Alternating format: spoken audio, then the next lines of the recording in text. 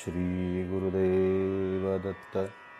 विनायकं गुरुं भानुं ब्रह्मविष्णुमहेश्वरान् सरस्वतीं प्रणम्यादौ सर्वकार्यार्थसिद्धये। नमस्ते शारदे देवी सरस्वतीमतिप्रदे वसत्वं मम जिह्वाग्रे सर्वविद्याप्रदा भव। गुरुर्ब्रह्मा गुरुर्विष्णुर्गुरुर्देवो महेश्वरः गुरुः साक्षात् परब्रह्म तस्मै श्री गुरवे नमः। निधये सर्वविद्यानां भिषजे भवरोगिणां गुरवे सर्वलोकानां दक्षिणामूर्तये नमः।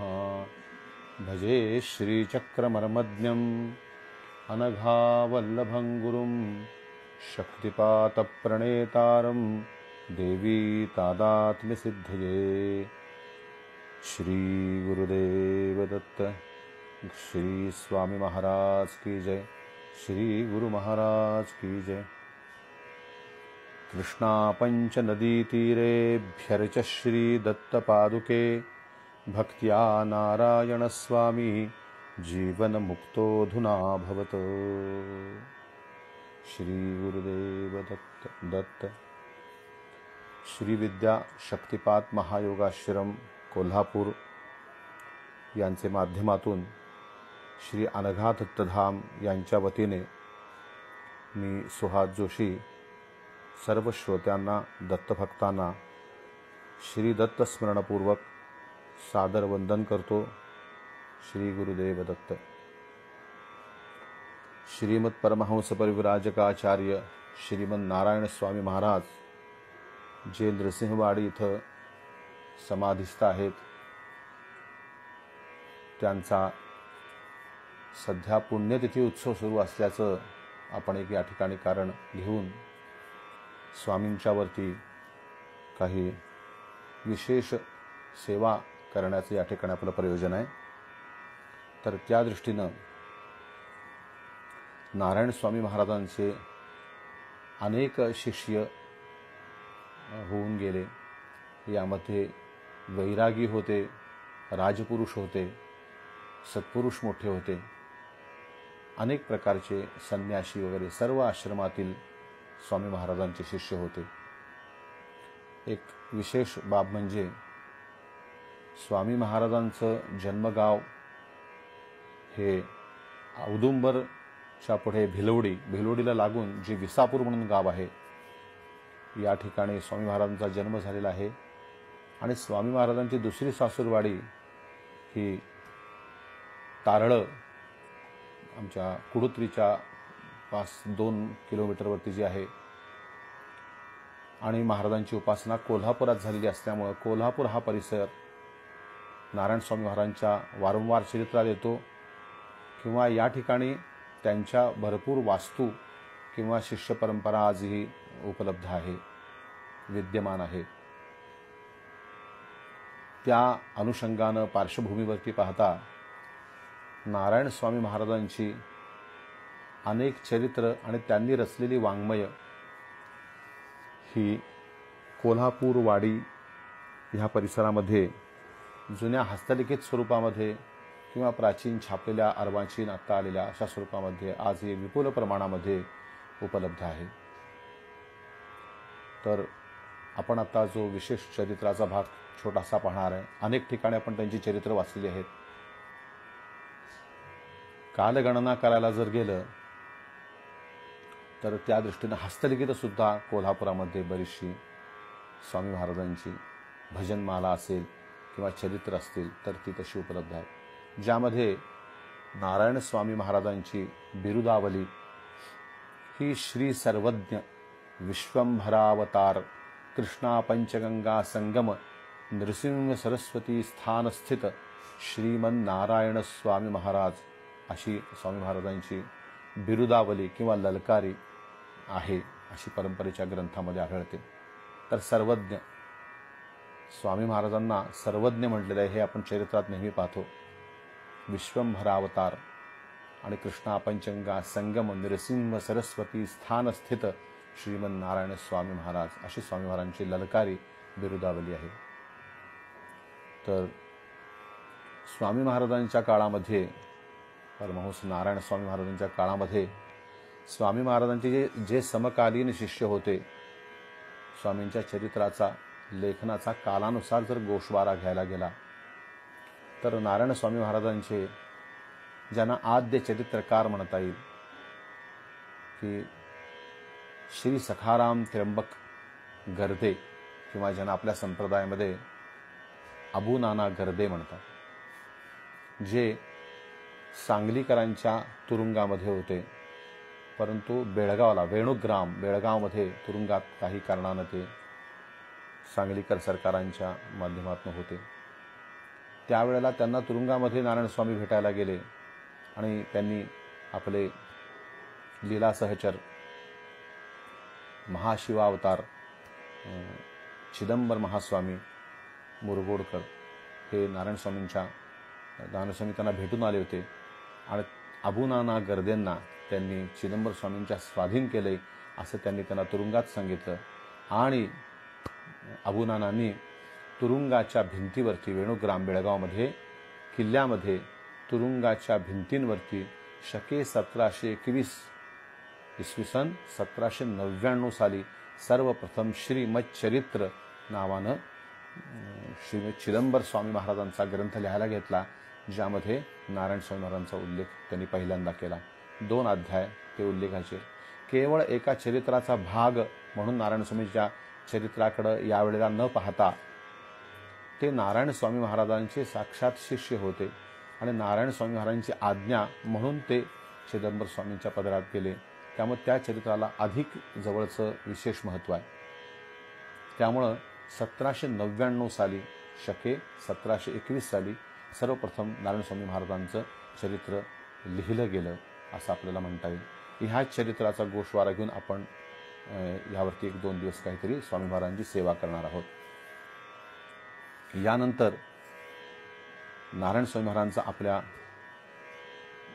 परमपूज्य योगीराज श्री गुळवणी महाराज यांच्या संप्रदायामध्ये जे चरित्र आत्माराम शास्त्री, ब्रह्मश्री आत्माराम शास्त्री जरे शास्त्रींनी जे चरित्र लिहिलेलं आहे, जे वासुदेव निवास या योगीराज महाराजांच्या स्थापित संस्थेनं प्रकाशित केलेलं आहे, ते चरित्राची मूळ प्रत ज्यांनी तयार केली ते योगीराज गुळवणी महाराजांचे ज्येष्ठ बंधू, वैदिक वेदशास्त्र संपन्न श्री शंकर शास्त्री दत्तंभट गुळवणी कौलवकर, ज्यांनी उत्तर आयुष्यामध्ये संन्यास घेतला. त्यांना शंकर स्वामी असं सुद्धा, कौलवकर स्वामी असं सुद्धा म्हणतात. यांनी जी हस्तलिखित प्रत पहिला तयार केली ती शके 1868 साली, म्हणजे इसवी सन 1941 साली. 1941 साली ही प्रत पहिला लिहिली गेली. ती त्यांनी त्यांच्या घराण्यात परंपरेनं, म्हणजे आपण ती परंपरा जर पाहिली तर परमपूज्य योगीराज गुळवणी महाराज, त्यांचे पिताजी परमपूज्य दत्तम भटजी गुळवणी, त्यांचे पिताजी नारायण भटजी गुळवणी आणि त्यांचे पिताजी जीव भट म्हणून होते. नारायण भटजींचे पिताजी नागेश भटजींचे पिताजी जीव भट म्हणून होते. तर या ठिकाणी थोडासा असा विषय होतो की जीव भट यांचे वडील जे होते ते राम गुळवणी दीक्षित जीव भट गुळवणींचे वडील आहेत. तर ह्या राम भटांची मुलगी ही नारायण स्वामींना दुसरेपणावर दिलेली आहे. त्यामुळं थोडक्यात असं म्हणता येईल की नागेश भटजी गुळवणी यांची आत्या ही नारायण स्वामींची पत्नी होती. त्यामुळं गुळवणी महाराजांच्या घराण्याशी नारायण स्वामी महाराजांचा मात्र गुरुशिष्याचा आध्यात्मिक संबंध केवळ नसून रक्तसंबंध सुद्धा होते. नारायण स्वामी हे योगीराज गुळवणी महाराजांच्या घराण्याचे नातेवाईक होते. त्यामुळे एवढा मोठा वारसा त्यांना त्या घराण्याला पण आहे. तर अशा दृष्टीनं नागेश भटजी कौलवकर जे आहेत नारायण स्वामी महाराजांचे शिष्य आहेत आणि यांना नारायण स्वामी महाराजांनी येऊन कौलवामध्ये त्यांच्या घरात भिक्षा केलेली आहे.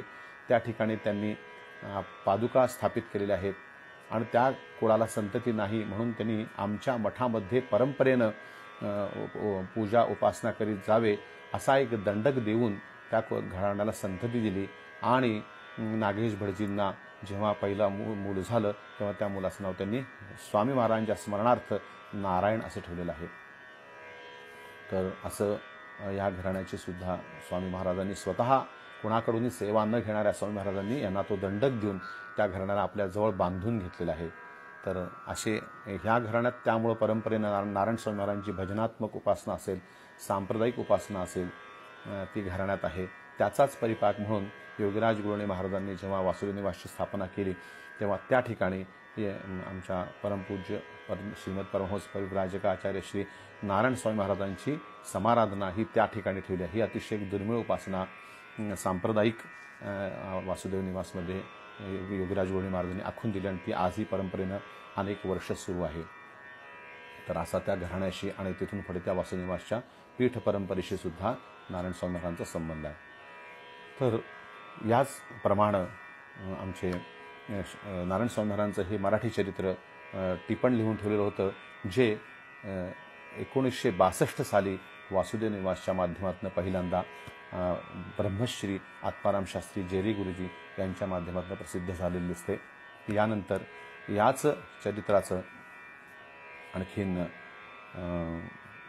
कवी श्री राम कवी यांच्याकडून ओवीबद्ध हे चरित्र करून परमपूज्य श्री मामासाहेब देशपांडे महाराज यांनी श्री नारायण स्वामी चरित्र रत्नाकर नावानं हे चरित्र 8 मे 1986 साली छापलेलं दिसतं. याचबरोबर श्री गुरुदास श्रीपाद आत्माराम पुजारी नृसिंहवाडी हे योगायोग म्हणजे नारायण स्वामींचे समकालीन शिष्य जे होते गुरुभक्त पुजारी, ढोबळे पुजारी ज्यांना म्हणतात, नरसोबावाडीमध्ये वाडीमध्ये उपासनेमध्ये जितक्या आरत्या, धावे, पद घेतले जातात, ज्यांना मंत्रमयता आहे, तर अशा परंपरेनं म्हणल्या जाणाऱ्या आरत्या ह्या सगळ्या साक्षात नृसिंह सरस्वती स्वामी महाराजांच्या कृपाशीर्वादानं आणि त्यांच्या साक्षात समोर बसून गुरुभक्त ढोबळे पुजारी ह्या एका दिव्य पुरुषानं ते सगळं वाङ्मय केलेलं आहे. तर हे नारायण स्वामींचे अनुग्रहित शिष्य होते. तर यांच्या घराण्यातले श्री गुरुदास श्रीपाद आत्माराम पुजारी यांनी श्री नारायण स्वामी महाराज यांचे पद्यात्मक चरित्र नावाचं पुस्तक 1963 साली छापलेलं आहे. तर अशा स्वरूपामध्ये नारायण स्वामींचे हे ग्रंथ वेगवेगळ्या माध्यमातून मोडी मराठी असेल जे अबू नाना गर्दीने लिहिलं, त्यानंतर आपल्या श्री शंकर शास्त्री गुरुणीजी यांनी लिहिलेलं आहे, त्यानंतर ते पुस्तक वासुदेव निवास यांच्या माध्यमातून ब्रह्मश्री आत्माराम शास्त्री जेरी गुरुजींनी त्याचं भाषांतर किंवा ते मूळ संस्कृत स्वरूपात लिहिलं आणि ते काढलेलं आहे. त्यानंतर त्याचं आर्यात्मक काव्यमय असं पद्यात्मक चरित्र गुरुभक्त ढोबळे पुजाऱ्यांचे वंशज जे आहेत श्रीपाद आत्माराम पुजारी यांनी लिहिलेलं आहे, किंवा आपल्या मामासाहेब महाराजांच्या माध्यमातून श्रीराम कवी या सिद्ध लेखकांनी पण लिहिलेलं चरित्र उपलब्ध आहे. तर अशी वेगवेगळ्या माध्यमातून स्वामी महाराजांची चरित्र आलेली आहेत. त्याचबरोबर स्वामींची जी केलेली कृती आहे, वाङ्मय आहेत, तर सप्तसागरांचे लेखक स्वामी आहेत असं एका ठिकाणी म्हणलं गेलेलं आहे. तर हे सप्तसागर म्हणजे आनंद सागर, ज्ञानसागर, विज्ञान सागर, भजन सागर असे ग्रंथ आम्हाला कोल्हापूरच्या परिसरामध्ये प्राप्त झाले. त्या व्यतिरिक्त आणखीन ग्रंथ ज्या ठिकाणी आहेत असा उल्लेख आहे त्या ठिकाणी अजून काही मिळत नाही आहे. तर हस्ते परहस्ते ते ज्या ठिकाणी असतील ते स्वामी महाराजांची कृपा झाली तर आपल्याला पाहायला मिळतील आणि लवकर ते पुन्हा उजेडात येतील अशी स्वामीचरणी आशा आहे. तर आनंदसागर हा जो ग्रंथ साक्षात श्री नारायण स्वामी महाराजांनी लिहिला, हा ग्रंथ कुरुंदवाडकर सरकार श्री भालचंद्रराव चिंतामणराव पटवर्धन यांनी जानेवारी 1899 साली पहिल्यांदा छापलेला आहे. त्याचं नाव आनंदसागर म्हणून आहे. त्या व्यतिरिक्त नारायण स्वामी महाराजांच्या संप्रदायाचं अत्यंत एक उत्तम वैशिष्ट्य म्हणजे स्वामी महाराजांची भजनावली. या भजनावलीमध्ये आपल्याला ज्ञात आहे की कोल्हापूरची साक्षात श्री महालक्ष्मी आणि नरसिंहवाडी दत्त महाराज हे दोघंही कोल्हापूरच्या नारायण स्वामी मठामध्ये नारायण स्वामींची भजन ऐकायसाठी येत असत. आणि त्यासाठी स्वामी महाराजांनी 2 चौरंग म्हणजे दगडी चौरंग असे करून घेतले होते, ज्यावरती ते दोघे येऊन बसत आणि स्वामी महाराज भजन करत असत. ते जे दिव्य भजन पारंपरिक आहे ते सर्व त्यांचे पारंपरिक सांप्रदायिक शिष्य म्हणत असत, जे योगीराज गुरुणी महाराजांनी वासुदेव निवासच्या माध्यमातून छापलेल्या चरित्राच्या परिशिष्टामध्ये सुद्धा आपल्याला पाहायला मिळतं. ह्या भजन मालेबद्दल एक वैशिष्ट्य म्हणजे ह्याची हस्तलिखित प्रत कोल्हापुरात उपलब्ध आहे, ती आपल्याला पाहायला मिळाली किंवा आपल्या संग्रही मिळाली, तर झेरॉक्स त्याची मिळाली. तर ह्या भजन मालेचं सुद्धा परंपरेनं कोल्हापूर भागामध्ये प्रकाशन होत राहिलेलं आहे असं दिसते. तर ते पाहता काही श्री नारायण स्वामी महाराज विरचित भजनमाला नावाचा एक छोटासा ग्रंथ, पॉकेट साईज ग्रंथ 1 मे 1926 साली काही भोगेश्वर मैराळ उर्फ बाबासाहेब कुलकर्णी माजनाळकर हे नारायण स्वामी महाराजांचे शिष्य आहेत. तर यांचे चिरंजीव वासुदेव भोगेश्वर कुलकर्णी माजनाळकर यांनी हे पुस्तक प्रकाशित केलेलं आहे 1 मे 1926 साली. तर अशा पद्धतीनं नारायण स्वामी महाराजांच्या आनंद सागर असेल किंवा नारायण स्वामी महाराजांची भजनमाला असेल ही प्रकाशित झालेली आहे. त्याचबरोबर कोल्हापूरचेच एक दत्त संप्रदायिक फार मोठे सत्पुरुष परमपूज्य श्री व न झुरळे महाराज यांनी लिहिलेल्या एका ग्रंथामध्ये दत्त महाराजांच्या पद्याच्या ग्रंथामध्ये विज्ञान सागर हा ग्रंथसुद्धा त्यांनी छापला आहे, तो पण पाहायला मिळू शकतो. तर अशा स्वरूपात आनंद सागर आणि विज्ञान सागर असे 2 ग्रंथ प्रकाशित झालेले आहेत. अन्य ग्रंथ अद्याप प्रकाशित झालेले नाही आहेत. मी आपल्याला म्हटल्याप्रमाणे कुरुंदवाडकर सरकारांनी जो आनंद सागर ग्रंथ प्रकाशित केला त्याच वरून त्याच्या सार्थ प्रकाशन आपल्या गुरुतत्व प्रकाशन या कोल्हापूरच्या आपल्या संस्थेच्या मार्फत आमच्याकडून आम्ही त्याचं प्रकाशन केलं होतं, ज्यात तो त्याचा अर्थ पूर्णपणे लिहून त्यातली वैशिष्ट्ये लिहिलेली होती आणि त्या ग्रंथाचं मूळ ग्रंथाचं त्यामध्ये ऐवज वगैरे अशा स्वरूपामध्ये आपण तो ग्रंथ छापला होता. तर याप्रमाणे नारायण स्वामी महाराजांच्या संप्रदायाचा कोल्हापुराशी अतिशय जुना संबंध आहे, अतिशय आत्मीय संबंध आहे आणि त्या संप्रदायाच्या खुणा, त्या संप्रदायाची उपासना आजही कोल्हापुरामध्ये वेगवेगळ्या ठिकाणी त्या लोकांनी ठेवलेली आहे असं आपल्याला पाहायला मिळतं. तर नारायण स्वामी महाराजांचं चरित्र भरपूर संस्थांच्या माध्यमातून सर्वत्र आपल्याला पाहायला मिळतं. त्यामुळं त्यांच्या चरित्रातल्या सर्व काही गोष्टी बहुसंख्य आपणा सर्वांना ज्ञात आहेत. तर आपल्याला सर्व गोष्टी आपल्याला ज्ञात आहेत. तर आपण आता त्या चरित्राचं पुनरावर्तन करण्यापेक्षा थोडंसं आपण त्या चरित्राचा जाता जाता गोषवारा घेऊन आपण काही गोष्टी ज्या वेगळ्या, ह्या मी आत्ता म्हटलं अबुनाना गर्दे श्री सखाराम त्र्यंबक यांनी 1799 साली नारायण स्वामी महाराजांच्या आज्ञेनं लिहिलेलं चिदंबर स्वामींचं चरित्र श्रीमद चरित्र जे आहे त्यामध्ये स्वामी महाराजांच्या ज्या प्रत्यक्ष गोष्टी त्यांनी ज्या नारायण स्वामींना पाहिलेलं आहे, अनेक वर्ष पाहिलेलं आहे, त्या नारायण स्वामींच्या जीवनाच्या वेगवेगळ्या अवस्था, स्वामी महाराजांच्या लीला, अशा आपण त्यातल्याच काही महत्त्वाच्या गोष्टी आपण पाहणार आहोत. एक महत्त्वाचा जाता मुद्दा आपल्याला नमूद करावासा मला मोह होतो, तर तो म्हणजे आपल्या परमपूज्य श्री योगीराज गुळणे महाराजांचे दत्त दीक्षेचे गुरु आपले श्रीमद परमहंस परिव्राजकाचार्य श्रीमद वासुदेवानंद सरस्वती टेंबे स्वामी महाराज यांनी नारायण स्वामी महाराजांचं चरित्र लिहिल्याचं आपल्याला सर्वांना ठाऊक आहे. हे चरित्रसुद्धा वासुदेव निवास यांच्या वतीने नारायण स्वामींच्या छापलेल्या गेलेल्या चरित्राच्या परिशिष्टामध्ये आपल्याला पाहायला मिळतं. तर आपण स्वामी महाराजांचं चरित्र अनेक ठिकाणी पाहतो. जी गोष्ट स्वामींच्या तत्वामध्ये, स्वभावामध्ये, उपासनेमध्ये बसत नाही त्या कुठल्याही गोष्टीबद्दल स्वामी महाराजांनी कधी अनिच्छेनं त्याचा स्वीकार केला असं दिसत नाही आहे. अतिशय परखड असं आणि विरक्त निस्पृह असं स्वामी महाराजांचं व्यक्तिमत्व पदोपदी आपण पाहतो. तर ह्याच पार्श्वभूमीवरती असं दिसतं की आपण पाहिलं की कमळापूरच्या दरम्यान एक उल्लेख आहे, स्वामी महाराज जात असताना त्यांच्या तिथे मुक्काम होता. त्या ठिकाणी ध्यानामध्ये स्वामींना एक विराट जुनाट पुरुष दिसला आणि त्यांनी सांगितलं की तुम्ही सर्वत्र काव्य करत फिरत असता तर आमच्यावरती देखील काव्य करा असं त्या व्यक्तीनं म्हटलं. त्यानंतर ध्यानामध्ये स्वामी बसले असता स्वामींनी दत्त महाराजांना विचारलं की असा असा आम्हाला आता दृष्टांत साधनेमध्ये झाला, तर हे कोण होते सत्पुरुष? तर दत्त महाराजांनी त्यांना सांगितलं की हे अक्कलकोट स्वामी महाराज म्हणून आहेत. तर स्वामी महाराजांनी दत्त महाराजांना सांगितलं की आपली आज्ञा झाल्यास त्यांच्यावरती काव्य करणे होईल. त्यावरती पुढं काही तसं झालं नाही. त्यामुळं स्वामी महाराजांच्याकडून अक्कलकोट स्वामी महाराजांच्यावरती कुठलंही चरित्र किंवा स्तोत्र लिहिलं गेलं नाही. थोडक्यात ह्या प्रसंगावरनं काय कळतं की कोणीही व्यक्ती समोर असता स्वामी महाराज दत्त महाराजांना विचारत होते आणि दत्त महाराज त्यांना त्या व्यक्तीचं चरित्र सांगत होते आणि मग स्वामी महाराज लिहित होते. असा स्वामी महाराजांचा वाङ्मय निर्मितीचा शिरस्ता आपल्याला दिसतो. त्यामुळं कुठल्या मनात आलेल्या व्यक्तीला किंवा आपण ज्या व्यक्तीमुळे प्रभावित होत आहोत अशा स्वरूपाची कुठली तरी व्यक्ती एखादी दिसली तर त्याच्यावरती पटकन आपल्या विद्वत्तेच्या दृष्टीनं काव्य करणे अशी स्वामी महाराजांची प्रकृती नाही आहे. तर स्वामी महाराजांनी प्रत्येक वेळेला स्वामी महाराजांनी दत्त महाराजांना विचारले आणि दत्त महाराजांनी त्या व्यक्तीचं सर्व चरित्र जेव्हा सांगितलं तेव्हाच स्वामी महाराजांनी ते चरित्र लिहिलेलं आहे. आणि असेच स्वामी महाराज नारायण स्वामी महाराजांचं चरित्र लिहितात. ह्यामध्ये सर्व काही आलं.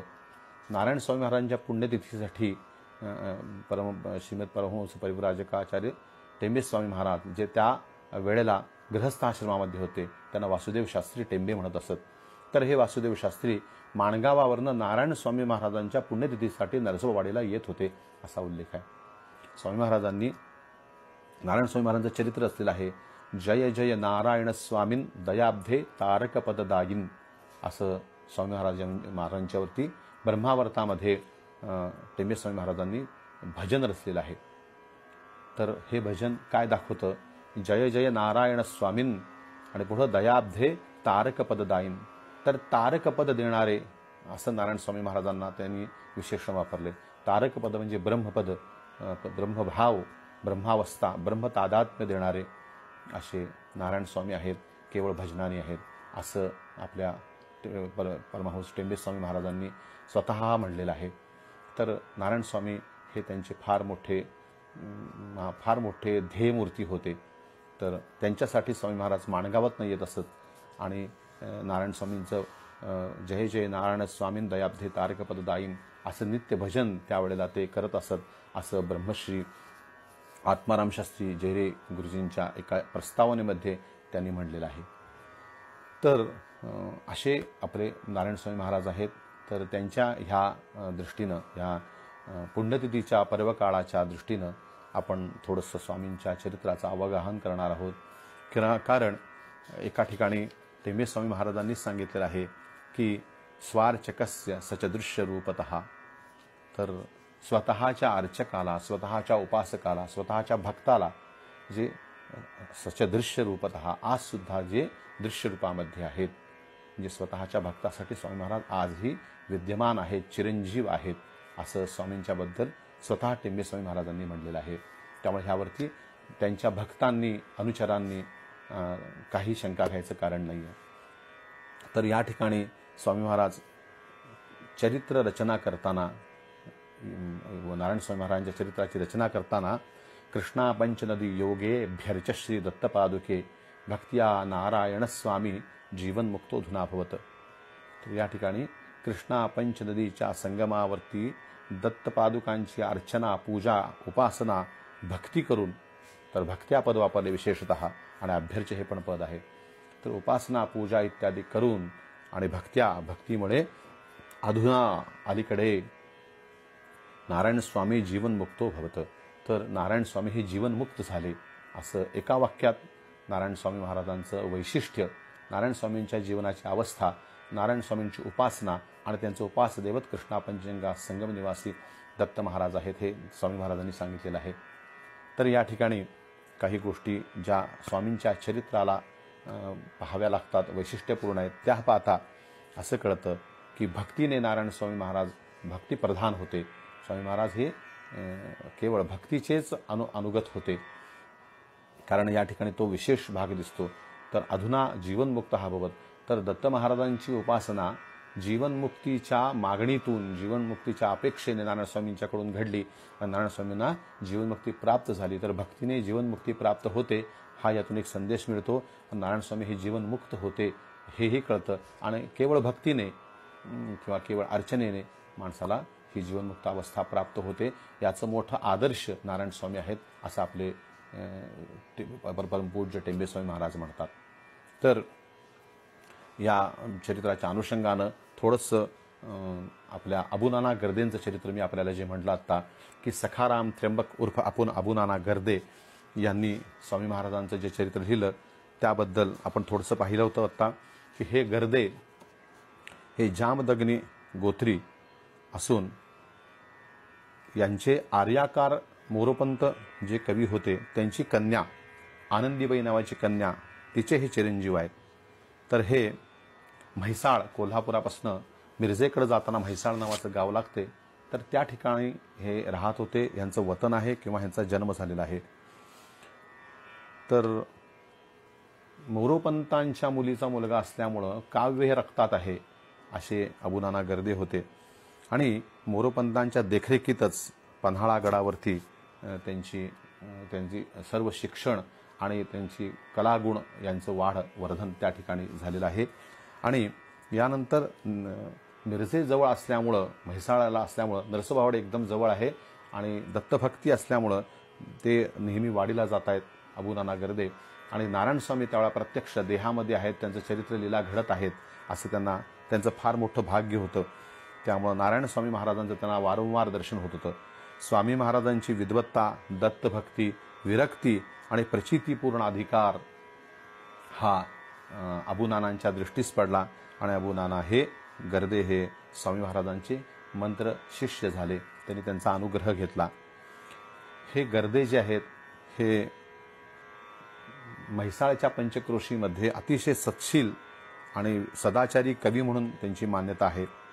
आणि त्यांचा यथावकाश विवाह संततीवर त्यांचा गृहस्थाश्रम होत असताना सांगलीकरांच्या संस्थानामध्ये त्यांना नोकरी मिळाली आणि त्यांच्या अंगभूत गुणानं त्यांना झपाट्याने त्यांची प्रगती होत गेली. पुढं ते प्रवचन कीर्तन असं प्रबोधन करत होते. एकदा नारायणस्वामी हे जसे दैवाधीन आहेत, जसे भक्तिप्रिय आहेत, पूर्ण त्यांच्या गोष्टी सगळ्या दत्त महाराजांच्या आज्ञेनं चालतात. हे पहा असं की भक्तांमध्ये जे प्रकार असतात की काही भक्तांना देव आज्ञा करतात आणि तसं भक्त वागतात, तसे हा दुसरा प्रकार असा आहे की काही भक्त आपल्या मनानं वागतात आणि देव त्यांच्या मागं राहतो किंवा देव त्यांच्या. आता एकनाथ मानाच्या दारामध्येच दत्त महाराज हे पहारेकरी म्हणून होते. आपल्या जनाबाईंच्याकडं विठोबा दळायला जात होते. तर भक्तासाठी स्वतः देव धावून येणार आणि भक्ताच्या प्रत्येक इच्छा त्याच्या शब्दामध्ये देव जेव्हा असतो असा एक भक्ताचा प्रकार आहे. नारायणस्वामी महाराज ह्या प्रकारामध्ये होते. त्यामुळं दत्तात्रेयांच्या पूर्णपणे कृपांकित, त्यांच्या पूर्णपणे दयेला, प्रेमाला पात्र झालेले असे नारायणस्वामी महाराज होते. त्यामुळे त्यांचे शिष्य सुद्धा असेच होते. ते आपण चरित्रात आपल्याला पाहायला मिळेल. तर अबुनाना हे एका ठिकाणी प्रवचनामध्ये बोलताना सर्व समर्थ अशा ईश्वर शक्तीच्या महत्तेबद्दल, मोठेपणाबद्दल बोलताना सहज म्हणाले की ईश्वराचे कृपाबळ लाभले की नेहमी सर्वत्र अनुकूलता सहज मिळते. अल्प आयासानं, थोडक्या प्रयत्नानं सुद्धा मोठमोठी कार्य होतात. त्याचा एक उदाहरण देताना त्या ठिकाणी ते म्हणले की युद्धभूमीवरती मनःपूर्वक हर हर महादेव म्हटलं तर शत्रूंवर सहज विजय मिळतो. एका भावावस्थेमध्ये म्हटलेलं हे वाक्य होतं. परंतु त्यांचे हितशत्रू असलेल्या लोकांनी कर्णोपकरणी वेगवेगळ्या रंग चढत हे वाक्य राजेसाहेबांच्या कानावर गेलं आणि ते अशा पद्धतीनं त्यांच्यासमोर मांडलं गेलं की ह्या व्यक्तीनं राजसत्तेचा, राजशक्तीचा अपमान केला. हा आरोप त्यांच्यावरती ठेवण्यात आला झाला आणि त्यामुळं अबुनानांना सकुटुंब बेळगावच्या तुरुंगामध्ये, किल्ल्यामध्ये ठेवण्यात आलं. आता नारायणस्वामींच्या काही चित्रामध्ये सांगली तुरुंग म्हणलं जातं, परंतु असा आहे की बेळगावचा काही भाग हा सांगलीकरांच्या अखत्यारीत त्यावेळेला होता. आजही आपण ते पाहू शकतो. गावभागात गेलो आपण तर आपल्याला पटवर्धन सरकारांच्या नावाच्या काही संस्था, वास्तू दिसतात. तर तिथवरपर्यंत सांगलीकरांचा भाग होता, त्यांची रियासत होती. त्यामुळं ते सांगलीकरांच्या कोठडीत होते, सांगलीकरांच्या तुरुंगात होते म्हणून तसा उल्लेख दिसतो.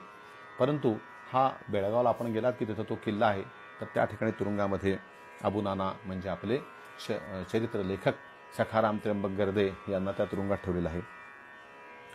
ही गोष्ट नारायणस्वामी महाराजांच्या कानावर गेलेली आहे. कारण सांगलीकर, कुरुंदवाडकर सरकार, सांगलीकर सरकार, कोल्हापूरकर हे लोक नारायणस्वामी महाराजांचे शिष्य होते, हे त्यांचे भक्त होते. त्यामुळे स्वामी महाराजांनी कुठली गोष्ट मांडली तर ती होणार नाही असं कदापि त्रिभुवनी शक्य नव्हतं. परंतु कुणाकडं कधीही काहीही न मागणारे असे स्वयं दासास तपस्विनः, स्वतःच स्वतः दास आहे, कुणाकडं कधी काही कसली अपेक्षा केली नाही आणि कुणाकडनं कधी काही घेतलेलं नाही, अशा मनोवृत्तीचे नारायणस्वामी होते. तर दुःख देवाला सांगावे, सुख देवाशी मागावे. तर एका देवाशिवाय त्वन्नो माता त्वं पिता प्तोधिपस्त्वं त्राता योगक्षेमकृत सद्गुरुस्त्वं त्वं सर्वस्वं. स्वामी महाराजांनी म्हणलेलं आहे, माता पिता त्राता सर्व तू आहेस, क्षेमकृत आमचं सर्व क्षेम कुशल वाहणारा सुद्धा तू आहेस. अशी मनोवृत्ती असणारे हे संत कुणाकडे कशासाठी काय मागतील. तर त्यामुळे स्वामी महाराजांच्या कानावर ही गोष्ट गेली, पण स्वामी महाराज नेहमीप्रमाणे तटस्थ होते. त्यानंतर स्वामी महाराजांच्या चरित्रातला हा भाग असा पुढं काही जातो. त्यानंतर जेव्हा देवलापूर, आपण नारायण स्वामी महाराजांच्या चरित्रात उल्लेख आहे चिदंबर स्वामी महाराजांची आणि त्यांची भेट झाल्याचा जो उल्लेख आहे, त्यामध्ये देवलापूर नावाचं गाव आपण बघतो, ज्याला देऊळगाव म्हणतात. तर काही जण लोक हे देऊळगाव राजा म्हणतात, तर काही जण त्याला गुलबर्गा म्हणतात. तर असा विषय तो नाही आहे. आपण आजही त्या ठिकाणी जर गेलो बैलहुंगलच्या दरम्यान मुरगडच्या अलीकडं, तर तिथं आज ते देवलापूर म्हणून गाव आहे, ज्यामध्ये ती चौकोनी महादेवाच्या आकारासारखी विहीर आहे. आजही त्या ठिकाणी ती विहीर आपल्याला पाहायला मिळते. तर ह्या ठिकाणी स्वामी महाराज चिदंबर स्वामी महाराजांना काही गोष्टी, त्यांच्या मुरगोडमध्ये काही गोष्टी घडल्यामुळं त्यांनी मुरगोडचा काही दिवसासाठी त्याग केला होता आणि ते या देवलापुरामध्ये येऊन राहिले होते. 1 वर्ष बैलहुंगलपासून 2 किलोमीटरवरती हे देऊळगाव राजा आहे.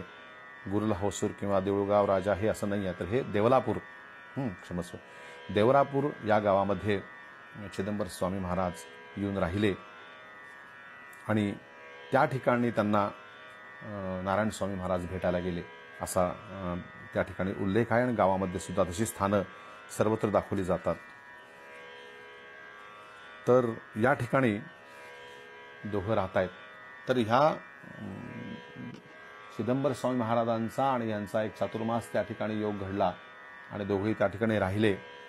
आणि त्यानंतर आपण पाहिलं की विहिरीमध्ये स्वामी महाराज अर्धोदय पर्व आहे, तर विहिरीमध्ये दोघांनी स्नान केलं आणि गंगा प्रगट झाली आणि विहिरीला पाणी आलं वगैरे कथा आहे. तर ही कथा त्या गावात घडलेली आहे. त्यांचा एकमेकाबद्दलचा संबंध वगैरे ह्या गोष्टी आपण सगळ्या वाचल्या आहेत किंवा योग्य वेळी पाहू. परंतु चिदंबर स्वामी महाराजांच्याकडं जे नारायण स्वामी महाराजांच्या संदर्भातलं चरित्र उपलब्ध आहे, त्यामध्ये त्यांनी असं मांडलेलं आहे की चिदंबर स्वामी महाराज जेव्हा भारत भ्रमणासाठी किंवा तीर्थयात्रेसाठी बाहेर पडले, तेव्हा ते जेव्हा नरसिंहवाडीमध्ये आले, तेव्हा नारायण स्वामी महाराजांनी जसं ज्ञानेश्वर महाराजांनी मुक्ताबाईंना आपल्या पाठीवरती मांडे करून घातले होते, अशा स्वरूपाचं नारायण स्वामी महाराजांनी आपल्या पाठीवरती त्यांना मांडे करून दिले किंवा काय असेल स्वयंपाक करून दिला, असा चक्क उल्लेख त्यामध्ये आहे.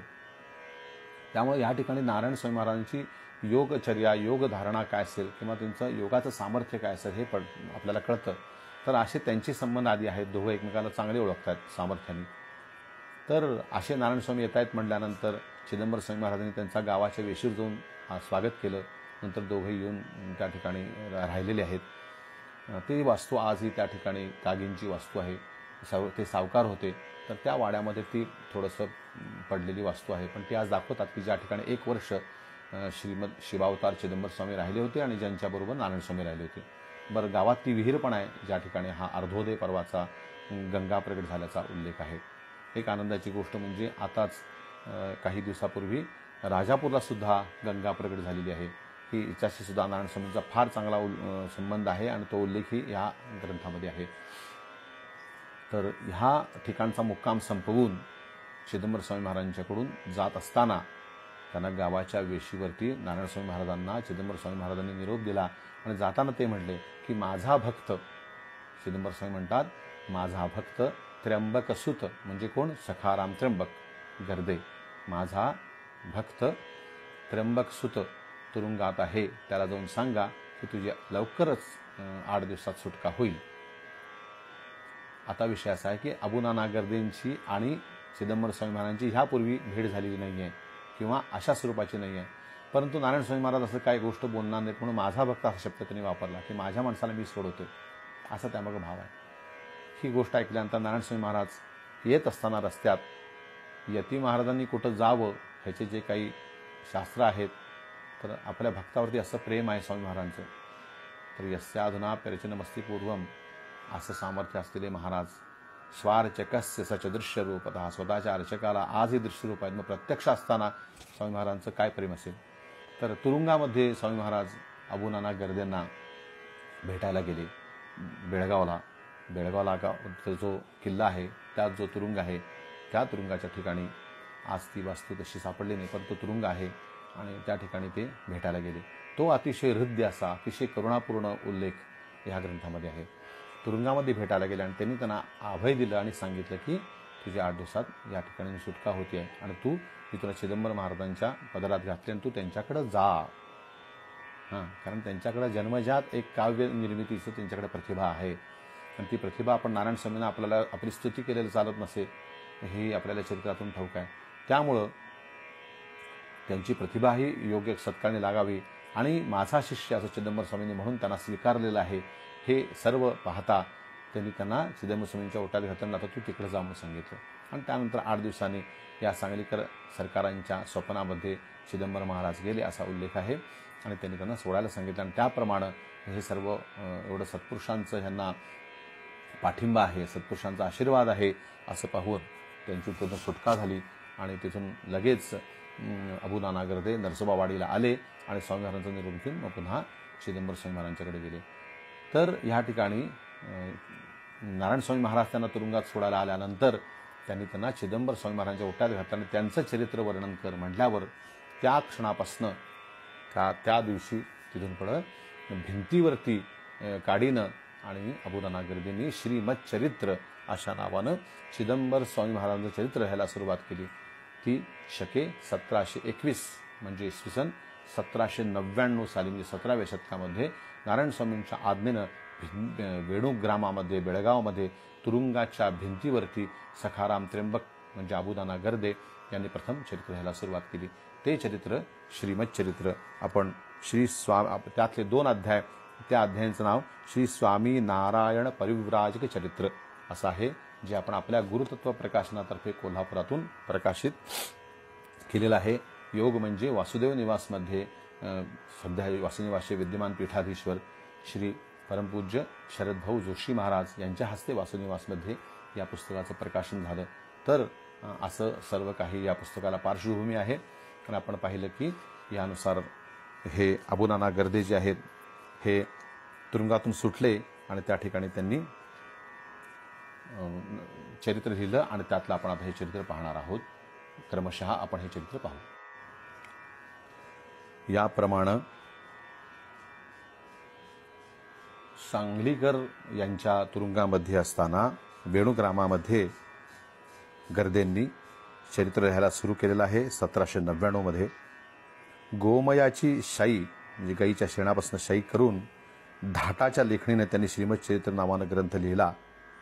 यानंतर जेव्हा त्यांची राजेसाहेबांच्याकडून सुटका झाली त्यावेळेला त्यांच्या आज्ञा घेऊन त्यांनी भिंतीवरचं हे लिखाण कागदावर उतरवून घेतलं. अशा प्रकारानं श्रीमच्चरित्राचा जन्म झाला. हे चरित्र याचे 5 पाद आहेत, पंचपाद. 138 अध्याय एकूण या पंचपादामध्ये आहेत.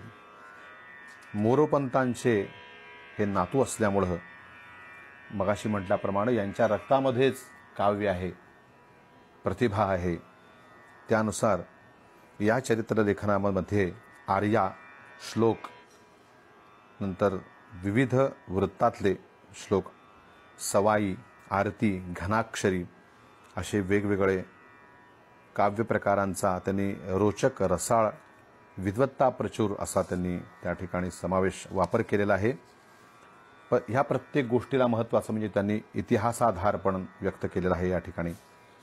आणि अशा प्रकारे हे मूळ हस्तलिखित अदमासे 16 सेंटीमीटरचं आहे आणि एका कागदावरती सरासरी 15 ते 16 ओळी थोड्या मोडी प्रभावातील मराठी प्रमाण ह्या दिसतात. जुन्या वळणाचं अक्षर आहे. तर ह्या ग्रंथातल्या द्वितीय पादामधला 2रा आणि 3रा अध्याय, या श्रीमच्चरित्रातला द्वितीय पादातला 2रा आणि 3रा अध्याय यामध्ये श्रीमद नारायण स्वामी महाराजांचं चरित्र आलेलं आहे, जे आपण आता पाहणार आहोत. हे आपण आता बोलल्याप्रमाणे स्वामी महाराजांचे समकालीन शिष्य अबू-नाना गर्दे यांनी समकालीन व्यक्तीनं लिहिलेलं असल्यामुळं आणि ते सुद्धा एका अतिशय शिष्यानं लिहिलेलं असल्यामुळं त्याला अधिक महत्त्व आहे. या चरित्रामध्ये सामान्यतः नारायण स्वामींचं जे आपल्याला प्रकाशित चरित्र मिळतं की जे ब्रह्मश्री आत्माराम शास्त्री जेरे गुरुजींनी लिहिलेलं आहे, त्यामध्ये जसं सविस्तर आहे तसे ह्यात थोडे भाग कमी आहेत. परंतु यामध्ये ते थोडक्यात की स्वामींचा काशीमध्ये वादात पराजय झाला किंवा नृसिंहवाडीमध्ये स्वामींना कृष्णापात्रात संन्यास दीक्षा मिळाली किंवा स्वामी कात्यायनी डोंगरामध्ये आमच्या इथं कोल्हापूरला उपासनेला होते, अशा स्वरूपाची माहिती जी आहे ती या ठिकाणी आलेली दिसत नाही आहे. तर त्याचबरोबर ब्रह्मनाळला स्वामी गेले असता त्या ठिकाणी त्या समाध्यांचा जो दौलोत्सव झाला किंवा मिरजेच्या भागातून जात असताना मीरा साहब यांची जी समाधीनंतर स्वामी महाराजांची भेट झाल्याचा उल्लेख आहे. याबरोबर कात्यायनीच्या डोंगरावरती स्वामी महाराज असताना दत्त महाराजांनी स्वामी महाराजांच्या मुलींची जी काही प्रेमभावानं सेवा केली, असे प्रसंग त्यामध्ये आलेले नाही आहेत. पण त्याही व्यतिरिक्त नारायण स्वामी महाराजांच्या संप्रदायाच्या दृष्टीनं पाहायला गेलं तर या अबू नाना गर्देंनी नारायण स्वामींना अतिशय जवळून आणि गुरुरूपामध्ये पाहिलेलं असल्यानं अनुभवलेलं असल्यामुळं ते म्हणतात, देखू आम्ही दासते, आम्ही प्रत्यक्ष बघितलेल्या गोष्टी या ठिकाणी लिहितो आहोत असं म्हणले. त्यामुळं स्वामी महाराजांचं स्वरूप कसं होतं, त्यांची मनोअवस्था कशी होती, त्यांचं चालणं बोलणं कसं होतं, त्यांची पारमार्थिक अवस्था काय होती, याचं अतिशय उत्कट आणि विशेष भावावस्थेमध्ये यथार्थ वर्णन या अबू नानांनी केले, जे नारायण स्वामींच्या भक्ताच्या हृदयाला जाऊन नक्की भिडतंच असा अनुभव आहे. तर अन्य चरित्रामध्ये कुठेही न आलेल्या काही गोष्टी या ठिकाणी अतिशय इतिहासाच्या दृष्टीनं महत्त्वाच्या आहेत. त्या म्हणजे या चरित्रामध्ये आपण पाहतो नारायण स्वामी महाराजांच्या समाधीपासून जवळ थोड्या अंतरावर कृष्णानंद काशीकर स्वामी महाराज म्हणून नारायण स्वामींचे जे शिष्य आहेत, तर त्यांचं या संप्रदायामध्ये फार मोठं योगदान आहे आणि फार मोठा अधिकार आहे. आज्ञा कृष्णानंद पादुका स्थापित केशर चंदन सुगंध चरणी अर्पत त्रिकाळ अर्चन करती रुद्राक्षासहित. तर स्वामी महाराजांच्या आरतीमध्ये गुरुभक्तांनी म्हणलेलं आहे की आज्ञा कृष्णानंद पादुका स्थापित. तर ज्या ठिकाणी नारायण स्वामी महाराज आपल्या उपासनेला बसत होते त्या ठिकाणी त्यांनी कृष्णानंद काशीकर स्वामी महाराजांना आज्ञा केली की या ठिकाणी पादुका स्थापित करा, आणि त्यांच्या आज्ञेनं कृष्णानंद महाराजांनी त्या ठिकाणी पादुका नारायण स्वामींच्या स्थापित केल्या, ज्या आपण आज पाहतो. तर त्रिकाळ अर्चन करती रुद्राक्षसहित. तर त्या गुरूंच्या दृष्टांतानं स्थापित झालेल्या ज्या पादुका आहेत त्या पादुकांची कृष्णानंद महाराज कायम पूजा करतात. तर हा मठ फार मोठा प्रभावशाली नारायण स्वामींचा पूर्वी कोल्हापूरच्या परिसरात होता. अनेक राजांचा ह्या मठाला उदार आश्रय होता, जमिनी होत्या. तर कोल्हापूरच्या आसपास किंवा नृसिंहवाडीच्या तर अगदी जवळ नारायण स्वामी नावाने भरपूर जमिनी ह्या संप्रदायासाठी कृष्णानंद महाराजांनी मिळवून दिल्या होत्या. ज्यायोगे नारायण स्वामींच्या संप्रदायाचं वर्धन, योगक्षेम चालावा, मोठमोठे उत्सव चालावेत असं त्यांचं त्या ठिकाणी नियोजन होतं. हा अतिशय मोठा व्यावहारिक विचारसुद्धा कृष्णानंद स्वामी महाराजांनी नारायण स्वामींच्या संप्रदायासाठी केलेला आपल्याला आढळून येतो, दिसतो. तर हे कृष्णानंद स्वामी महाराज आपण त्यांना म्हणतो, पण त्यांचं नाव काय होतं? किंवा एक प्रश्न पडतो की नृसिंह सरस्वती स्वामी हे वाडीचे मुख्य दैवत आहे, तर त्यांनी संन्यास दिला म्हटल्यानंतर नारायण स्वामी असं त्यांचं नाव आहे. समजा नारायण सरस्वती नाव असेल तर कृष्णानंद सरस्वती का नाव नाही आहे, कृष्णानंद कसं काय नाव आहे, हा जो आपल्याला प्रश्न पडतो याचं उत्तर ह्या ग्रंथामध्ये आहे. कारण नारायण स्वामी महाराजांनी त्यांना स्वप्नदृष्टांतामध्ये आपण ज्याला आता नरसोबावाडीमध्ये वेशीतनं म्हणजे देवळाची जी दगडी कमान आहे मुख्य देवळाची, तिथून आत गेल्यानंतर उजव्या हाताला टेंबे स्वामींचा मठ असा हल्ली ज्याला म्हटलं जातं, तो पारंपरिक लोक तिथले वाडीतला इतिहास असा की त्याला ब्रह्मानंद स्वामींचा मठ म्हणतात. तर ब्रह्मानंद स्वामी हे नारायण स्वामींच्या आधी होऊन गेलेले आहेत. तर या ब्रह्मानंद स्वामी महाराजांचे जे शिष्य आहेत त्यांच्याकडून संन्यास घ्या असा कृष्णानंद स्वामी महाराजांना नारायण स्वामी महाराजांनी दृष्टांत देऊन सांगितलं आहे. त्यामुळं ब्रह्मानंद स्वामी महाराजांची संन्यास परंपरा ही आहे. त्यामुळं ब्रह्मानंद, रामानंद, कृष्णानंद, केशवानंद अशी ही परंपरा आहे. तर आता नारायण स्वामी महाराजांच्या चरित्रात जी आरती दिसते तो हा परमहंस ही केशवानंद स्वामी महाराजांनी केलेली आरती आहे. तर कोल्हापुरामध्ये सुद्धा परांडेकर नावाचे एक व्यक्ती होते, आपल्या बाबूजीमाल रोडला राहायला होते. तर हे नारायण स्वामी महाराज यांच्या घराण्याचे कुलगुरू होते. तर नारायण स्वामी महाराजांच्या परंपरेसाठी यांनी फार मोठं कोल्हापुरात कार्य केल्याचं इतिहास उपलब्ध आहे. तर केशवानंद स्वामी महाराजांच्याकडून या परांडेकरांनी सुद्धा संन्यास पुढे घेतला होता. अशी नारायण स्वामी महाराजांच्या आज्ञेने निर्माण झालेली परंपरा एक कोल्हापुरात पण होती. तर आता मी म्हटल्याप्रमाणे कृष्णानंद स्वामी महाराज जे आहेत यांचं मूळ नाव श्री जनार्दन उपाध्याय काशीकर, जनार्दन उपाध्याय काशीकर असे यांचं नाव असल्याचा उल्लेख यामध्ये मिळतो. आणि त्यांची ब्रह्मानंद स्वामींचे उत्तराधिकारी रामानंद स्वामींकडून नारायण स्वामींच्या आज्ञेनं स्वप्न दृष्टांतानुसार त्या कृष्णानंद महाराजांनी म्हणजे आपल्या काशीकरांनी जनार्दन उपाध्यायांनी संन्यास घेतलेला आहे, म्हणून त्यांचं नाव कृष्णानंद स्वामी काशीकर असं पडलेलं आहे. ही अतिशय महत्त्वाची गोष्ट ह्याच ग्रंथामध्ये कळते. वैद्यनाथीचा ज्या ठिकाणी ब्राह्मणाला सर्पदंश झाला त्याचं नाव भगवंत शास्त्री होतं वगैरे काही गोष्टी, किंवा दुर्गमनवाडमध्ये जो वाघाच्या पायातला काठा काढला असा जो उल्लेख आहे, व्याघ्रस्याधिमपाहरत टेंबेस्वामी महाराजांनी म्हणलेला आहे. तर हा वाघाच्या पायातला जो काठा महाराजांनी काढला त्या क्षणी महाराजांच्या बरोबर जे भक्त होते त्यामध्ये हे दोन भक्त आहेत. त्यांचं नाव पण ह्या ठिकाणी माणिक भट आणि विठ्ठल भट अशी दोन नावं दिलेली आहेत, तर त्यांचाही या ठिकाणी उल्लेख आहे. नंतर राजापूरच्या गंगेचा जो प्रकटीकरणाचा भाग आहे त्याचा अतिशय आखो देखा हाल असं म्हणता येईल ह्याला. तर या ठिकाणी ते प्रत्यक्षदर्शी अबुनाना गर्दे असल्यामुळे अतिशय रोचक आणि अतिशय भावपूर्ण असा हा प्रसंग आपल्याला या ग्रंथामध्ये पाहायला मिळतो. विशेष म्हणजे चिदंबर महास्वामी महाराज जे साक्षात शिवावतार संबंधित जात होते, त्यांनी या नारायणस्वामी महाराजांच्या चरित्राला एक आशीर्वाद देऊन संरक्षण दिलेलं आहे की ज्यामुळे नारायणस्वामींच्या भक्तांना या एक कवचांकित सिद्ध उपासनेचा या चरित्राच्या माध्यमातून लाभ झालेला आहे. या ठिकाणी त्यांनी सांगताना स्वामी महाराजांच्या समोर, नारायणस्वामी महाराजांच्या समोर या दोन अध्यायांचं जे पठण करतात त्यांना स्वामी महाराजांची प्रत्यक्ष कृपा संरक्षण लाभतं अशी या अध्यायांची फलश्रुती दिली आहे. तर अशा प्रकारे नारायणस्वामी महाराजांच्या यस्य अधुना प्रचनमस्ती पूर्वम वाडीमध्ये ज्यांना अग्रपूजेचा मान आहे, दत्त महाराजांनी ज्यांना स्वतः त्या क्षेत्राचा गणेश असल्यासारखं त्या पूजेचा मुख्य मान दिलेला आहे, असे आपले नारायणस्वामी महाराज यांचं हे प्रत्यक्षदर्शी व्यक्तीनं लिहिलेलं हे चरित्र आपण आज थोडक्यामध्ये पाहणार आहोत. या चरित्रामध्ये ज्या प्रसंगांचा उल्लेख नाही आहे त्या प्रसंगांचा आपण जाता जाता गोषवारा घेणार आहोत, कारण सर्वांनी चरित्र ऐकलं असेल असा भाग नाही आहे. त्यामुळं ज्यांनी ऐकलं आहे त्यांना त्याचं स्मरण होईल, विशेष तपशील डोक्यात येतील, स्मरणात येतील, आणि ज्यांना माहीत नाही आहे त्यांना ह्याचे सारांश बिंदू ऐकून आपल्याला पुन्हा चरित्र वाचायची इच्छा होईल. त्यासाठी हे चरित्र सर्वत्र उपलब्ध आहे आणि सविस्तर चरित्रसुद्धा आपल्याला पुण्यामध्ये मिळू शकतं. तर आपण याप्रमाणे ह्या चरित्राचा थोडक्यात आपण गोषवारा पाहणार आहोत. पुत्र्यावादाय विधुरः कर्नाटकदेशतः नृसिंहवाटिका क्षेत्र मेत्यार्चन परो भवत. स्वामी महाराजांनी या ठिकाणी परमपूज्य नारायणस्वामी महाराजांची पार्श्वभूमी पूर्वपीठिका सांगितलेली आहे. तर या ठिकाणी पुत्र्यावादाय विधुरः कर्नाटक देशतः स्वामी महाराजांची यावेळा विधुरः अशी अवस्था सांगितलेली आहे.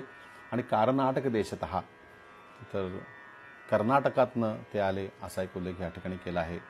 तर ब्रह्मश्री आत्माराम शास्त्री पुजारी गुरुजी यांनी जे चरित्र लिहिलं त्या ठिकाणी ते लिहिताना ऋक्षाखियो विसापूर ग्रामवासी सुयाज्ञिकः जोशीत्युपाहुवो देशस्थ ब्राह्मणो गार्ग्यगोत्रजः असा उल्लेख केलेला आहे. तर या ठिकाणी विसापूर नामाच्या ग्रामामध्ये ऋग्वेद शाखीय उत्तम याज्ञिक करणारे किंवा यज्ञकर्म करणारे आणि देशस्थ ब्राह्मणामध्ये गार्ग्य गोत्रात उत्पन्न झालेले आणि जोशी आडनावाचे होते असा उल्लेख या श्लोकावरनं स्वच्छ कळतो. तर विसापूर हे आपण मगाशी पाहिल्याप्रमाणे औदुंबराच्या परतीरावरती विसापूर हे गाव आहे, भुवनेश्वरीच्या पासून जवळ. तर हे नारायणस्वामींचं जन्मगाव आहे. आजही आपण त्या ठिकाणी गेलो असता आपल्याला त्या वास्तू पाहायला मिळतात. आता त्या ठिकाणी पडलेली पूर्णपणे जीर्ण वास्तू आहे. परिसरात काही गोष्टी अशा त्या ठिकाणी असुविधा असल्यामुळे ते दिसतात. तर कर्नाटक देशतः ह्याला म्हणण्याचं एक कारण जे भौगोलिक कारण आहे ते असं दिसतं की पूर्वी हा इलाखा म्हणजे सांगलीपर्यंतचा इलाखा पूर्वी विजापूरकरांच्या हद्दीत येत होता, कारण विजापूरकरांचा अंमल तिथपर्यंत होता, म्हणून त्या भागाला कर्नाटक असं समजलं जात असावं असा एक या ठिकाणी आपल्याला म्हणायला वाव आहे. म्हणून स्वामी महाराजांनी या ठिकाणी कर्नाटक देशतः असं म्हणलेलं आहे. तर ह्या गावात आपण गेलो तर सातारच्या छत्रपतींचे राजोपाध्ये हे या ठिकाणी घराणं एक मोठं आहे. असा मी पंडितराव यांच्या लवाजव्यामध्ये ब्रह्मे, भागवत, जोशी, कुलकर्णी अशी मंडळी सगळी या विसापुरात वास्तव्याला आली. तर विसापूर गावाची इनामी हे शककर्ते छत्रपती शिवाजी महाराज यांचे पुत्र छत्रपती राजाराम महाराज यांनी शाकल्य गोत्रातल्या मुदगलभट पंडितराव यांना दिल्याची राज्याभिषेक शक्य 51 म्हणजे 1647ची सनद आहे. हे छत्रपती घराण्याचे परंपरागत उपाध्ये असल्यानं यांना राजोपाध्ये अशी पण पदवी आहे.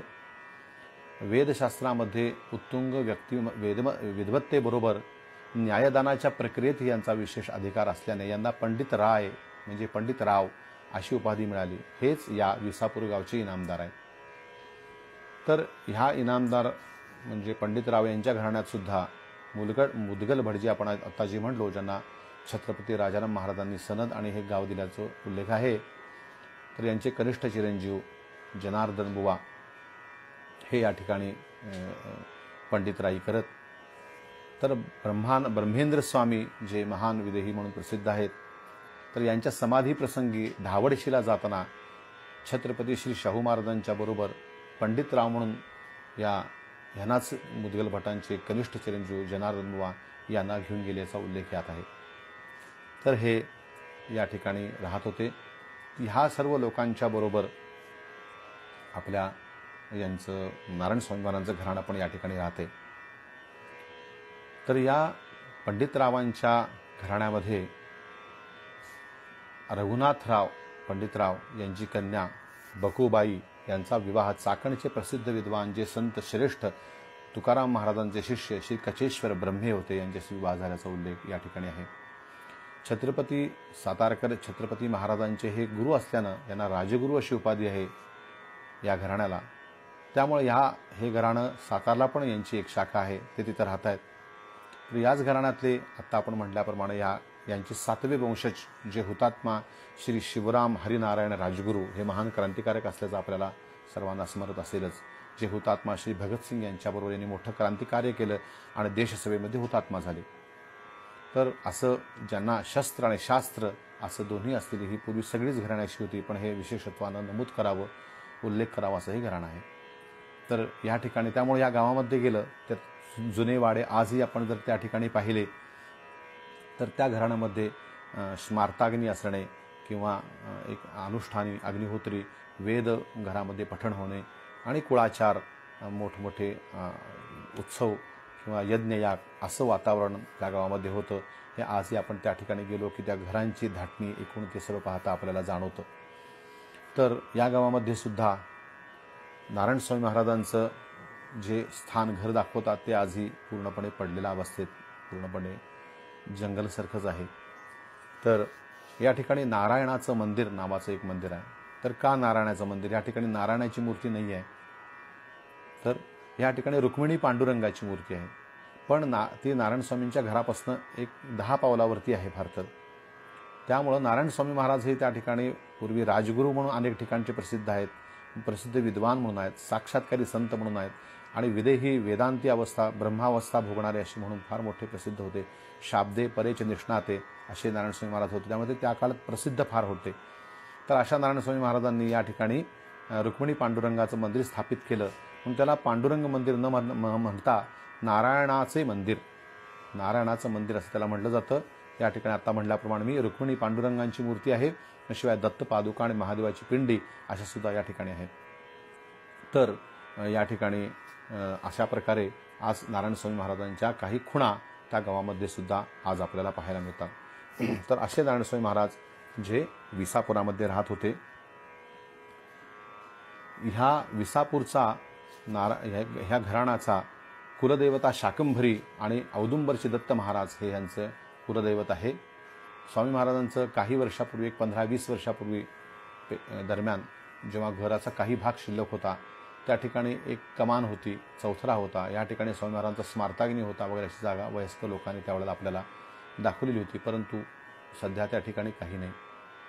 तर आपण पाहिलं की भीमा माता ही स्वामी महाराजांची आई आहे आणि तिच्या पोटी दत्तात्रय, श्रीपाद, नरहरी अशा 3 ज्येष्ठ बंधूंच्या नंतर नारायण नावानं आपल्या दत्तावतारी नारायण स्वामी महाराजांचा जन्म झालेला आहे.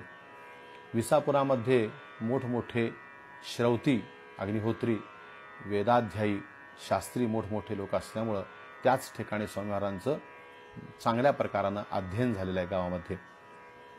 आणि त्यानंतर जिथून टेंबेस्वामी महाराजांनी चरित्र सुरू केले त्याच्या आधीची जी पार्श्वभूमी आहे ती आपण पाहत आहोत. तर ह्या ठिकाणी नारायण स्वामी महाराजांचा विवाह झाला आणि त्यांची पहिली पत्नी निर्वर्तलेली आहे, तिचं निधन झालेलं आहे.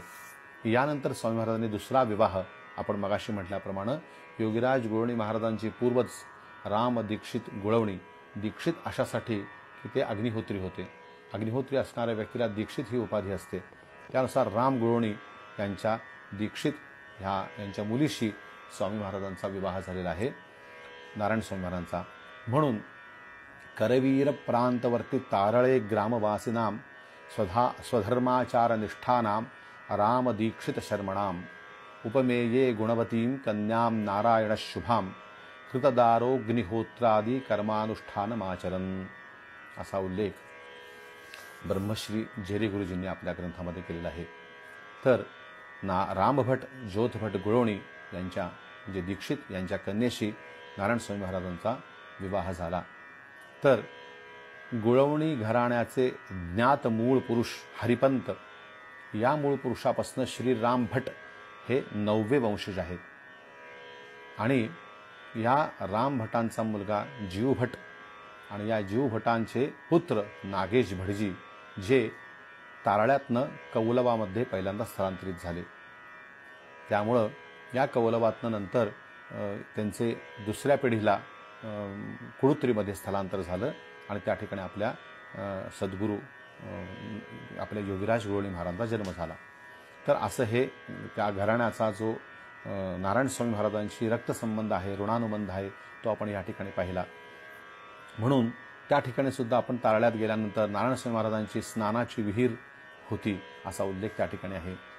तर ह्या स्वामी महाराजांना ह्या दुसऱ्या पत्नीपासून पुढं 2 मुली झाल्या, ज्यांचे उल्लेख ब्रह्मश्री जेरे शास्त्रींच्या चरित्रामध्ये उल्लेख आहे. तर सेनापती कापशी आणि रेट्टेहळ्ळी या 2 ठिकाणी त्या 2 मुली दिल्या. आणि विश्वंभर नावाचा महाराजांचा एक मुलगा आहे, नारायण स्वामी महाराजांचा एक मुलगा आहे, जो मोठा विद्वान आहे. तर असं महाराजांची संतती गृहस्थ धर्म आश्रम हा अशा प्रकारे आहे. तर तत्कालीन पद्धतीनं लहान वयामध्ये विवाह होत असल्यानं फार लवकर त्यांची मुलं पण मोठी होत असत किंवा ती पण विद्वान होत असत. परंतु ह्या विसापुरामध्ये आपण पाहिलं की मोठे शास्त्री, श्रौती, विद्वान, ज्योतिषी असं मोठं वातावरण आहे.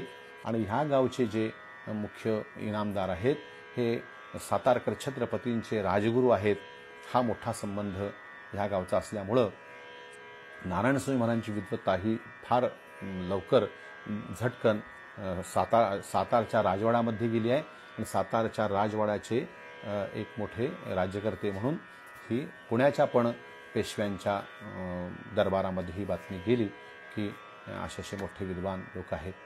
तर प्रतिवर्षी पेशवे दरबारामध्ये सुद्धा ज्या काही विद्वत सभा होत असत त्यामध्ये वेगवेगळ्या मोठमोठ्या विद्वानांना बोलवून त्यांचे एकमेकाशी तत्ववाद शास्त्राचे केले जात असत आणि त्यामध्ये जिंकणाऱ्या माणसाला काय असेल ते तिथे इनाम वगैरे मिळत होतं. तर ह्या दृष्टीनं पेशवे दरबारामध्ये कर्णोपकरणी नारायण स्वामींची विद्वत्ता पोचली आणि नारायण स्वामी महाराजांना चर्चेसाठी पुण्यामध्ये शनिवारवाड्यामध्ये पेशव्यांच्या दरबारी पेशव्यांसमोर बोलवण्यात आलं. तर आमंत्रण पेशवाईतनं मिळणं हे मोठं मानाचं जरी असलं तरी त्या ठिकाणी विद्वत्तेचा कस लागणार होता. एक तर हार स्वीकारावी किंवा विद्वत्ता सिद्ध करावी असा युद्धाचा जणू निकाराचा प्रसंग आहे. ब्रह्मयोद्ध्यांच्यात सार्वभौमत्व सिद्ध करण्यासाठी जणू युद्धच आहे ते.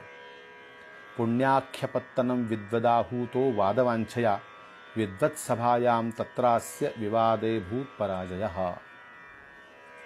तर नारायण स्वामी महाराजांनी हे पूर्वाश्रमी गृहस्थ नारायणांनी हे आव्हान स्वीकारलेलं आहे आणि ते पेशवे दरबारी गेले. परंतु तिथं असलेल्या मोठमोठ्या विद्वानांच्या हातून नारायणांचा पराभव झाला. भर दरबारात अपमानास्पद पराभव झाला. अत्यंत अपमानित होऊन नारायण आपल्या गावी विसापुरी परत आले.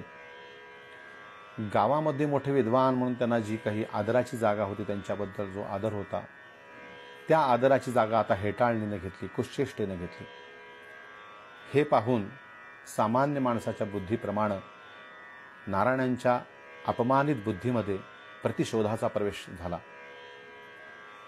की आपण इतकं अपराजित पांडित्य, अजिंक्य विद्या आपण अशी मिळवू की आपल्याला कोणीही जिंकणार नाही, आपण सर्वांना जिंकू, सर्वांना आपण हरवून टाकू. असा मनामध्ये एक प्रतिशोध निर्माण झाला. त्याबरोबर एक ईर्ष्या जागृत झाली. नारायणांनी आपल्या मुलांची मुलींची व्यवस्था आपल्या आप्तांच्याकडे, नातेवाईकांच्याकडे केली आणि ते श्री क्षेत्र काशीला अजिंक्य विद्या मिळवण्यासाठी गेले. आता स्वामी महाराजांच्या जीवनामध्ये या काशीच्या त्यांच्या गुरूंची आणि अध्ययनाची फार मोठी मदत झालेली आहे. फार मोठा यांचा या ठिकाणी रोल आहे. तर स्वामी महाराज अभिमुक्तापुरी काशीमध्ये शिकायला आले. त्यांना अतिशय सदाचारी, विद्वान आणि सत्पुरुष असणाऱ्या अशा गुरूंचा शिक्षक म्हणून लाभ झाला. तर ह्या काशीच्या विद्यागुरूंचं स्वामींच्या जीवनामध्ये फार मोठं स्थान आहे. कारण यांनी अतिशय महत्त्वाच्या 2 गोष्टी स्वामींच्या जीवनामध्ये केल्या की स्वामी महाराज पुण्यामध्ये वादामध्ये हरून आले आहेत आणि आता अपराजित पांडित्य मिळवण्यासाठी काशीत आलेत. ही गोष्ट त्यांच्या गुरूंना कळलेली आहे. त्यामुळे वादात पराजय झाल्यामुळं मनामध्ये जी ईर्ष्या आहे, त्या ईर्षेला, त्वेषाला, त्या त्वेषाच्या धारेचं चिकाटीत रूपांतर करून त्यांच्या मनोवृत्तीमध्ये त्या क्षणी कोणताही परमार्थ गुरूंनी जागा केला नाही. त्यांना त्याच चिकाटीनं, त्याच त्वेषानं, त्याच तडफेनं त्यांना शिकू दिलं पहिल्यांदा. आणि अतिशय कष्टानं जेव्हा नारायणांनी आपल्या गुरूंकडून सर्व विद्या आत्मसात केली, जेव्हा गुरूंना वाटलं की आता हा निष्णात झालेला आहे, आता ह्याला मला देण्यासारखं माझ्याकडलं अध्ययन आता शिल्लक नाही आहे, हा मोठा शास्त्री झाला आहे आणि अपराजित पांडित्य यानं संपादन केलेलं आहे, असं जेव्हा त्यांच्या गुरूंना वाटलं, तेव्हा गुरूंनी, आपल्या चरित्रात उल्लेख आहे की सकाळी एक दिवस स्नानाला गुरूंच्या बरोबर गेले असता गुरूंनी सांगितलं की आता गुरुदक्षिणा कधी देतोस, तुझं शिक्षण पूर्ण झालेलं आहे, तुझी पुन्हा आपल्या घरी जाण्याची, संसारात जाण्याची वेळ आलेली आहे, तर माझ्या शिकवल्याची गुरुदक्षिणा मला कशी देशील. स्वामींनी त्यांच्याकडे पाहिलं, आपली आर्थिक स्थिती कशी आहे आणि काय आहे या गोष्टीचं सगळं त्यांना जाणीव आहे. तर गुरु आपल्याकडे काय मागतात. तर गुरुंनी त्यांना सांगितलं की आधी पाणी सोड आणि दक्षिणा देतो म्हणून सांग, तुझ्या मर्यादेतच मी मागणार आहे. स्वामींनी अतिशय निसंदेहतेनं, संदेहतेनं नदीमध्ये पाणी सोडलं. गुरूंना जे मागं ते दक्षिणा देतो असं आधीच सांगितलं. त्यावर गुरूंनी त्यांना जन्मभर वादविवाद रहित असं राहायचं आहे. कुणाशीही त्यांनी सर्वथा संत्यजे द्वादम, कधीही कुणाशीही कसलाही वाद, शास्त्रवाद करायचा नाही, असा संकल्प आजपासून मी करणार नाही, असा संकल्प त्यांच्याकडनं करून घेतला. तर ह्या ठिकाणी आपल्याला एक प्रश्न पडतो की एवढं विद्वत्ता शिकवल्यानंतर जर त्यांना जन्मभर कोणाशी वाद करायचा नाही हेच जर गुरुला करून घ्यायचं होतं, तर ज्या क्षणी ते काशीमध्ये आले आणि शिकायचं त्यांनी जेव्हा नियोजन मांडलं समोर, त्या क्षणी गुरु जर म्हणले असते की हे वादामध्ये काही शास्त्र, ही काही खल विद्या नाही आहे, तर ही आत्मविद्या आहे, त्यामुळे वाद हा विषय शास्त्रासाठी नाही आहे आणि तू काही वादविवाद करू नकोस, असं जर त्या क्षणी म्हटलं असतं तर स्वामींची जी काही 4-5-12 वर्षे जी स्वामींनी अध्ययन केलं असेल ती वर्ष वाचली असती. पण गुरूंनी तसं केलं नाही. कारण खरोखरच त्यांना ती विद्या काशीच्या स्तरावरती मिळण्याची गरज आहे असं गुरूंना जाणवलं. तशी विद्या पूर्णपणे त्यांनी दिली. काशीवास स्वामींना त्या ठिकाणी घडलेला आहे आणि त्या गुरूंचा त्यांना सत्संग लाभलेला आहे. त्यानंतर जे स्वामींचं एक रसायन स्वामींच्या ठिकाणी तयार झालं, ते पूर्ण झाल्यानंतर त्यांना परिपूर्णता, परिपक्वता आल्यानंतर गुरूंनी सांगितले की आता कोणाशी वाद करायचा नाही. पूर्णपणे असं आपण म्हणू की घट्ट भरलेला किंवा उखळणारा एखादा पातेला आहे किंवा कलश आहे आणि त्याच्यावर झाकण ठेवलं, आत पूर्णपणे त्यांचं काठोकाठ पूर्णपणे विद्वत्ता, संयम, निस्पृहता सर्व भरलेलं आहे. ह्या ठिकाणी स्वामींच्या मध्ये जे एक अवतरण घडलेलं आहे ते जर आधी घडलं नसतं, गुरूंनी आधीच त्यांना जर सांगितलं, पराभूत मानसिकता स्वामींची असताना जर गुरूंनी त्यांना हे सांगितलं असतं, तर हरलेल्या मनोवृत्तीच्या स्वामींच्या व्यक्तिमत्वामध्ये एक निस्तेजता, असहाय्यताच दिसली असती आपल्याला. त्यांच्यासमोर तर सिंहोग्रतः प्राप्तवान, त्यांच्यासमोर सिंहासमोर बसून भजन करण्याची किंवा वाघाच्या पायातनं काटा काढण्याची तडफ आली नसती असं वाटते. कारण शक्तिवंतालाच दया आणि क्षमा शोभतं. दुर्बळाची दया असहाय्य आणि निर्बळ पोटी उगवलेली असते आणि निखळ पारमार्थिकाला निर्भय आणि निश्चय असावं लागतं. म्हणून या गुरूंनी आपला शिष्य पूर्ण तयार झाल्यानंतरच त्याच्याकडनं फक्त तो वादाचा कंटक जो होता तेवढा काढून घेतला. ही एक अतिशय महत्त्वाची गोष्ट स्वामी महाराजांच्या चरित्रामध्ये त्यांच्या गुरूंनी केलेली आहे. याचबरोबर शास्त्रवादाची दक्षिणा गुरूंनी घेतली आणि त्याबरोबर त्यांना जेव्हा एक नैराश्य आलं की इतके वर्ष मी ज्यासाठी कष्ट करत आहे, मी रक्ताचं पाणी केलं, ते माझं जे ध्येय होतं की अजेय पांडित्य मिळवायचं आहे, तर हे माझे दात काढून घेतल्यासारखंच झालं की आता मी काय करू, माझ्या जीवनात मला ध्येय काय आहे, अशी जेव्हा त्यांच्यासमोर एक निराशापूर्ण निर्माण झाली, त्यावेळेला गुरूंनी त्यांच्या मनामध्ये परमार्थाचं बीजारोपण केलं. एक भविष्य सूचक असा त्यांना आशीर्वाद दिला, दिव्य दृष्टीने आशीर्वाद दिला की तुम्हाला कृष्णा पंचगंगा संगम स्थित नृसिंह सरस्वती स्वामीकडून संन्यास दीक्षा मिळणार आहे, ते तुमचे गुरु आहेत. हे ऐकून मूलतः आध्यात्मिक पिंड असलेल्या स्वामींच्या मनामधली लौकिकता गळाली. त्यांना मूल स्वरूप त्यांचं पूर्ण निर्भर झालं आणि स्वामी महाराजांच्या मनामध्ये केवळ ते अध्यात्माच्या दृष्टीने केवळ गुरुमयता, गुरुची कृपा प्राप्त व्हावी एवढ्या एकमेव उद्देशाने स्वामींच्या जीवनाची वाटचाल सुरू झाली असं आपल्याला म्हणता येईल. हे स्वामी महाराजांच्या जीवनातलं काशीतल्या गुरूंचं फार मोठं योगदान आहे, हे आपण जाणून घेतलं पाहिजे. नमस्कार.